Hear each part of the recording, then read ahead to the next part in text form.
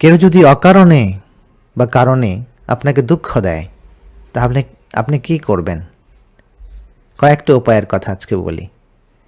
1 number হচ্ছে, প্রথম আপনাকে ভাবতে হবে যে কোনো মানুষ যদি নিজে ভীষণ কষ্ট না পায় বা পেইন ফিল না করে, তাহলে আপনাকে দুঃখ দেওয়ার কোনো কারণ নেই।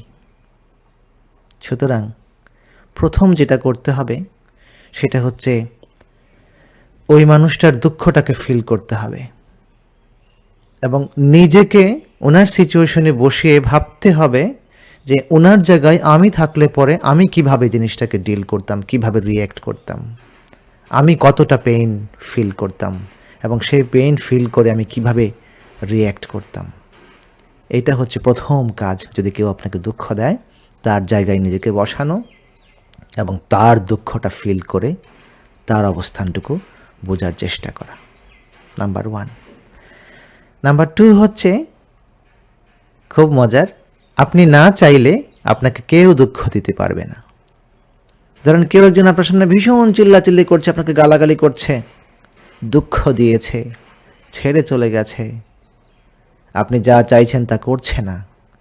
কিন্তু ঘটনাটা ভেবে দেখুন তো, যদি আপনি না চান, আপনি কি দুঃখ পাবেন?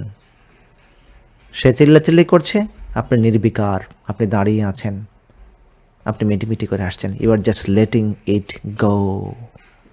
ঠিক আছে ভাই, চিল্লাচ্ছ চিল্লাও, ঠিক আছে ভাই, চলে গেছো চলে গেছো, ঠিক আছে ভাই, কথা শুনলা না, আচ্ছা যাও। অর্থাৎ যদি আপনি না চান, এই পৃথিবীতে আপনাকে দুঃখ কেউ দিতে পারবেন না। যদি আপনি ওই মানুষটাকে বেশি মূল্যায়ন করে ফেলেন, বেশি আমলে নিয়ে ফেলেন, তার প্রতি আপনি বেশি আবেগপ্রবণ হয়ে পড়েন, তার মানে হচ্ছে আপনি দুঃখটাকে ইনভাইট করছেন, আপনার এক্সপেকটেশন তার কাছ থেকে অনেক বেশি। আর যদি এক্সপেকটেশন না থাকে বা কম থাকে, মিনিমাল থাকে, আপনি তার দুঃখটাকে পাত্তা না দেন, তাহলে আপনাকে কেউ পৃথিবীতে দুঃখ দিতে পারবেন না। ইউ আর জাস্ট লেটিং ইট গো। চিল্লাও ভাই, চিল্লায় চলে যাও। এটা হচ্ছে নাম্বার 2। নাম্বার 3 হচ্ছে যে কেউ যদি আপনাকে দুঃখ দেয়, সেটা যদি সরাসরি আর্গুমেন্টের কোনো ইস্যু হয়, আপনার সাথে চিল্লাচিল্লি করছে, আপনাকে কষ্ট দিয়েছে, আপনি রেসপন্ড করবেন, কিন্তু রিয়্যাক্ট করবেন না।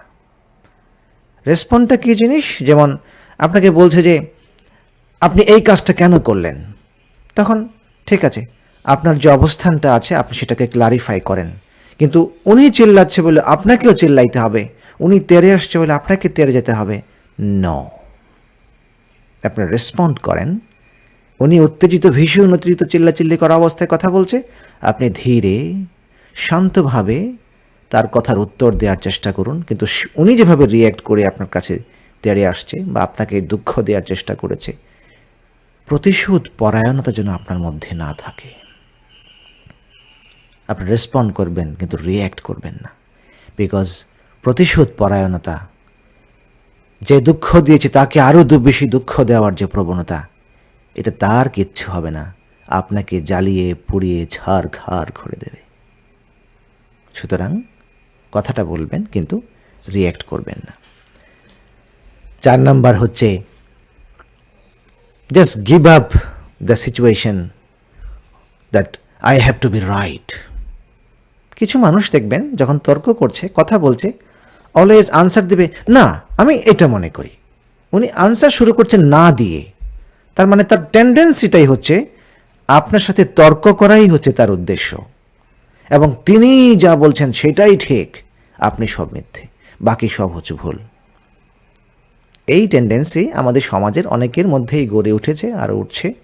এটাকে বাদ দিতে হবে, এটাকে গিভ আপ করতে হবে। যদি সিচুয়েশন কন্ট্রোল করার দরকার হয়, অনেক সময় আপনিই হয়তো ঠিক থাকবেন, কিন্তু ওই মুহূর্তে বলার দরকার নেই যে আমি ঠিক। এমনকি অনেক সময় আপনি এমনও দেখবেন যে আপনি যে ঠিক এটা না বললেও যদি আপনি শান্ত থাকেন, আপনি স্লো ডাউন করে ফেলেন, অটোমেটিক এই জিনিসটা চলে যাবে, আপনি দুঃখ পাবেন না, জিনিসটা খারাপের দিকে যাবে না। সুতরাং give up that I have to be right, আমাকেই সত্য, আমাকেই টিকতে হবে, আমিই ঠিক, এই চিন্তাভাবনা মন থেকে বাদ দিতে হবে। তারপরে যেটা বলবো যে যদি কেউ দুঃখ দিয়ে ফেলে, সামনাসামনি না হয়, বাট দুঃখ পেয়ে গেছেন, আপনি ভিতরে ভিতরে কষ্ট পাচ্ছেন, তখন প্রথম যেটা করবেন, আপনি যে ধর্মের বিশ্বাসী হন, হিন্দু, মুসলমান, খ্রিস্টিয়ান, হোয়াটএভার, বা যদি আপনি বিশ্বাসী না হন, আপনার বিষয়, আপনি প্রেয়ার করার চেষ্টা করবেন। আপনার ধর্ম মতে আপনি আপনার সৃষ্টিকর্তার কাছে নিজেকে আত্মসমর্পণ করে দেন, তার কাছে কান্নাকাটি করেন, খোদা আমি দুঃখ পেয়েছি, আমি তোমার সৃষ্টি, তুমি আমার দুঃখ মুছে দাও। যদি আপনি রেগুলার প্রেয়ার করেন তাহলে নফল নামাজ পড়েন। আর যদি আপনি সৃষ্টিকর্তায় বিশ্বাস না করেন, বা ঠিক আছে আপনার এগুলোতে ভালো লাগে না, আপনি মেডিটেশন আছে, ইয়োগা আছে, এগুলো করে নিজের স্ট্রেসটাকে বা নিজের দুঃখটাকে ঝেড়ে ফেলার চেষ্টা করবেন। আর সর্বশেষ যেটা বলবো সেটা হচ্ছে ফরগেট অ্যান্ড ফরগিভ। যে দুঃখ দিয়েছে, দুঃখ দিয়ে চলে গেছে, সে যে ভালো আছে সেটা কিন্তু আপনি কনফার্ম হতে পারছেন না, কিন্তু আপনি তাকে ক্ষমা করে দেন, আপনি সিচুয়েশনটা ভুলে যাওয়ার চেষ্টা করেন। আপনি আমাদের প্রফেটের সেই তায়েফের কাহিনী ভেবে দেখেন, তাকে প্রচণ্ড পরিমাণে আঘাত করেছে, কিন্তু তিনি সৃষ্টিকর্তার কাছে বলছেন যে খোদা তুমি তাদেরকে মাফ করে দাও, এবং তার পরবর্তী ফলাফল কী হয়েছে সেটা আপনারা ভালো করেই জানেন। সুতরাং এই যে ক্ষমা করে দেওয়া, মানুষকে মাফ করে দেওয়ার যে প্রবণতা, অসাধারণ। আপনি ভিতরে রিলিফ ফিল করবেন, মনে হবে যে আপনি শরীরটা ঝরঝরে লাগছে।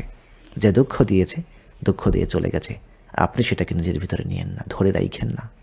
ধরে রাখার মধ্যে বহু যন্ত্রণা আছে। ইউ জাস্ট লেট ইট গো। আপনি ফরগেট করেন, আপনি তাকে ফরগিভ করে দেন, ক্ষমা করে দেন। আল্লাহ তাআলা সবাইকে সহজ সরল সুন্দর জীবন দান করুক। পৃথিবীর সমস্ত ধর্ম, বর্ণ, জাতির মানুষ ভালো থাকুক, এই কামনা করি। সবার জন্য শুভকামনা। আসসালামু আলাইকুম।